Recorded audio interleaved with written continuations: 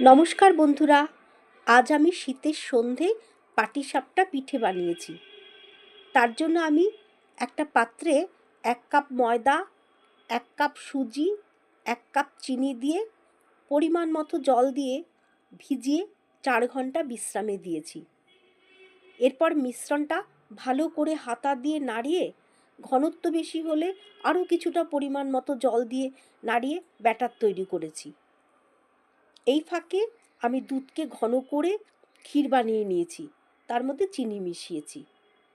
এরপর তাওয়ায় oil brush করে গরম হয়ে গেলে আমি করেছি 1 হাতা গোলা ওর মধ্যে ছেড়ে দিয়েছি, দিয়ে একটু স্প্রেড করে দিয়েছি, দিয়ে সেটা শুকিয়ে এলে ওর মাঝখানে আমি ক্ষীর যে সেই পুরটা বানিয়েছিলাম ক্ষীরের, সেই পুরটা লম্বা করে দিয়ে ভাঁজ করে নিয়ে আমি তৈরি করে ফেলেছি পাটিসাপটা। আর এটাতে ক্ষীর ব্যবহার করেছি। ক্ষীরে অবশ্য ক্যালসিয়াম থাকে, তবে এতে চিনির যে পরিমাণটা বেশি থাকায় অতিরিক্ত খাওয়া ঠিক নয়। তবে মাঝে মাঝে একটু স্বাদ বদল তো হওয়াই যায়, তাই না? একঘেয়েমি জীবনটাকে একটু রঙিন করতে, নতুন কিছুর স্বাদ নিতে কার না ভালো লাগে? আর পাটিসাপটার মতো মিষ্টি কিছু দিয়ে শুরু করলে তো কথাই নেই, মনটাও আনন্দে ভরে যায়, কি বলেন? তাই আপনারাও বানান।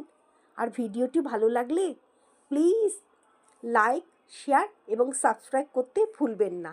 ধন্যবাদ।